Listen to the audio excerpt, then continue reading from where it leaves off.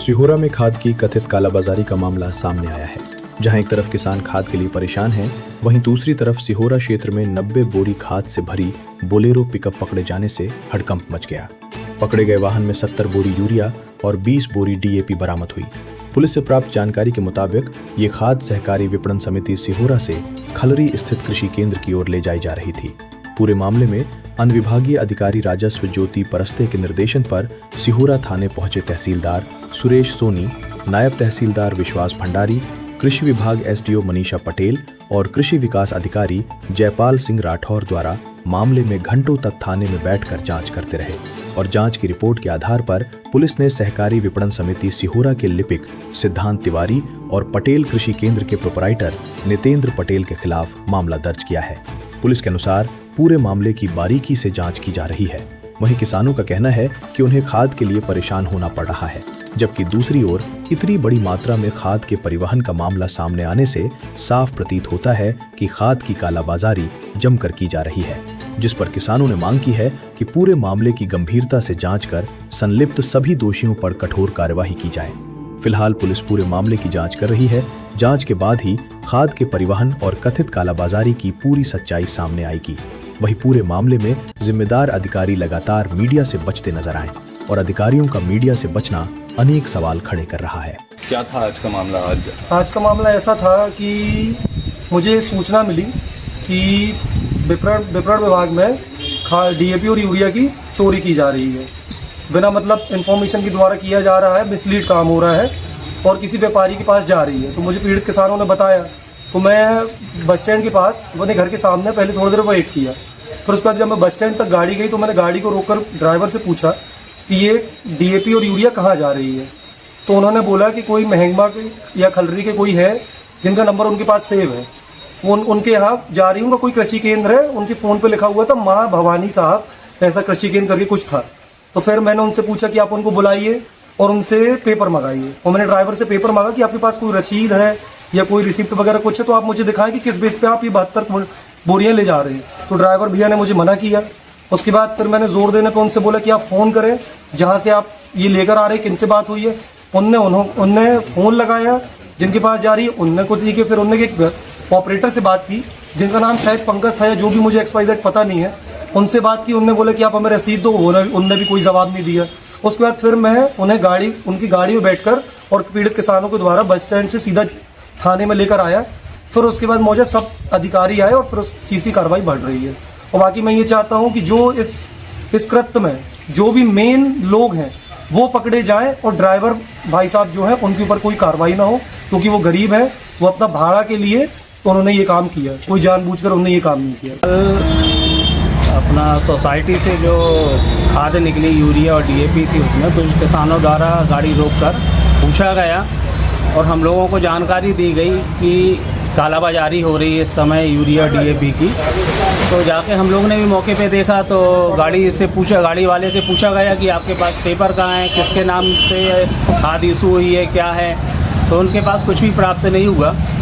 इस तरीके से अगर एक किसान बेचारा वो सुबह से लाइन में लग के 1-2 बोरी के लिए परेशान हो रहा है और एक जगह पे ऐसे गाड़ी 100-190-72 बोरी करीबन उसमें लौटती जाए, तो इतनी बोरियाँ इकट्ठी बगैर किसी किसान के आधार के डॉक्यूमेंट्स के कुछ भी जा रही है, तो बेचारा किसान, एक छोटा किसान लाइन में परेशान है और एक संबंधित संस्था जहाँ से भी ये खाद निकली है उनकी सहमति से उनके द्वारा जो काले भ्रष्टाचार किया जा रहा है ये बंद हो और उन पर कार्रवाई हो और संबंधित जो भी किसान हैं उनको प्रॉपर खाद नहीं मिल रही तो मिली जाए।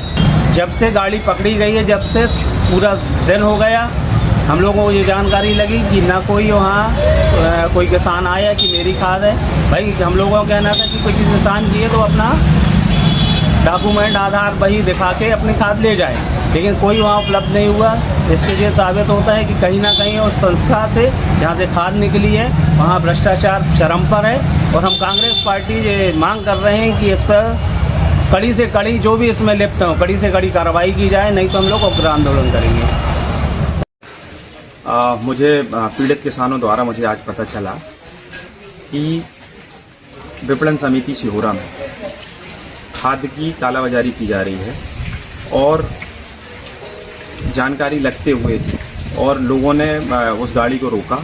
उस गाड़ी से पूछताछ भी की गई और पूछताछ जांच करने के बाद ये पता चला कि उसमें ना कोई कागज़ थे, ना कोई ऐसा कुछ जानकारी थी। चूँकि एक ड्राइवर था, उसको पता ही नहीं कि क्या है, एक भाड़ा लेके वो कहीं जा रहा था। लेकिन यहाँ पर थाने में वो गाड़ी खड़ी करी गई और खड़ी करने के बाद हुआ कि वो जो खाद है उसकी शुद्ध में कालाबाजारी करी जा रही थी सिहोरा विपणन समिति द्वारा।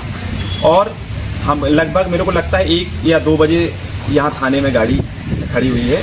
इसके बाद भी लगभग 6-7 घंटे हो रहे हैं और कार्रवाई में इतनी देरी, मुझे लगता है कि ये यहाँ बस का मामला नहीं है, डबल लाख में भी यही मामला चल रहा है। अभी कुछ दिन पहले युवा कांग्रेस और हमारे वरिष्ठ कांग्रेस द्वारा यहाँ पे हम लोगों ने बस स्टैंड में धरना भी दिया था और रोड का जाम भी किया था। और हम लोगों ने सीधी सी मांग करी थी कि किसानों को उपलब्ध तरीके से, ज़्यादा तरीके से, और क्योंकि किसानों को बहुत ज़्यादा खाद की ज़रूरत है और उनको खाद दी जाए। लेकिन कहीं ना कहीं उनने कहा कि भाई स्टॉक में नहीं है, ये नहीं है, वो नहीं है। लेकिन ये कालाबाजारी क्यों हो रही है? एक कालाबाजारी हो रही है मतलब आपके समिति में जो बैठे हुए अधिकारी और कर्मचारी हैं वो सीधे से वो अपने जो जगह जगह दुकान खुली है प्राइवेट, उनके पास वो पहुंचा रहे हैं। और मैं शासन प्रशासन से और एसडीएम मैडम से और तहसीलदार से निवेदन करता हूं कि आप इस जो इसमें लिप्त हैं, जो भी, उनके पे कार्रवाई करी जाए और ये दोबारा पुनरावृत्ति ना हो, नहीं तो हम लोग पूरे कांग्रेस साथी फिर से पुनः धरना देंगे। क्या हुआ अब ये, कैसे आप थाने आए आज? मेरे को थाना इसलिए लाया जा गया है कि मेरे को खल्ली महंगो वाले मासाम ने फ़ोन लगाया कि आप क्या बोलते हैं दाल मिल,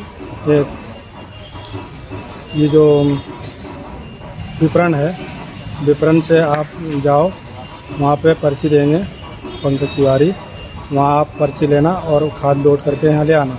तो मैंने कहा कि मेरे को भाड़ा कितना मिलेगा? तो उन्होंने बोला कि 1200 रुपये। तो मैंने कहा ठीक है। मैंने 1200 रुपये भाड़ा के लिए मैंने गाड़ी लोड करके और ले जा रहा था। तो ये जो क्या बोलते हैं, जो पोस्ट ऑफिस है, वहाँ पे मेरे को रोका गया। कुछ लोगों ने रोका मेरे को, बोले कि कहाँ जा रहे हो? तो मैंने बोला खड़ली महंगा। तो बोले आपके पास पर्ची अच्छी है, कुछ प्रूफ है? तो हमने कहा हाँ पर्ची है मेरे पास, ओरिजिनल पर्ची वहाँ जमा हो गई है और मेरे मोबाइल में पर्ची है, आप पर्ची देख लीजिए। पर्ची उन्होंने देखा, बोले आप जहाँ जा रहे हो उनसे आप बात कराइए। तो मैंने उनसे बात कराया। मैंने कहा भैया आपने जो भी डॉक्यूमेंट्स जमा करके यहाँ से आपने पर्ची दी है वो यहाँ आप लेके आओ, दिखा दो। तो उन्होंने बोला ठीक है, आप पर्ची उनको दिखा दो जिसने भी रोका है। पर्ची मैंने दिखाया, भैया नहीं माने। फिर मेरे को थाने लाया गया। तो थाने आया, मैंने गाड़ी खड़ी करी, रास्ता तिरपाल खोला, फिर भैया लोग फ़ोटो खींचे। फिर मैं थाने में बैठा। फिर सर बोले कि फ़ोन लगाओ जिसके यहाँ आप जा रहे थे खाद लेके, खल्ली महंगा। तो उन्होंने बाद में बयान पलट दिया। बोलते हैं कि मेरे से कोई लेना देना नहीं है, मेरा इसमें क्या कसूर है? मैं तो भाड़े से गाड़ी चलाता हूँ, मेरे को जहाँ से फ़ोन आएगा मैं वहाँ जाऊँगा। मैं गरीब आदमी, भाड़ा मेरे को मिलेगा, जहाँ से मिलेगा मैं वहाँ चला जाऊँगा। जिसका भी फ़ोन आएगा मैं लोड करूँगा। वितरण में आपको पर्ची किसने दिया था? विपणन में पर्ची मेरे को पंकज तिवारी ने दिया। पंकज तिवारी जी ने दिया था। अच्छा, आपका नाम क्या है? मेरा नाम है पप्पू यादव। कहाँ रहते हो? मरहा टोला। गाड़ी मालिक हो या ड्राइवर? मेरी गाड़ी है, मैं खुद ही चलाता हूँ। मेरे को इसी से मेरा घर परिवार चलता है।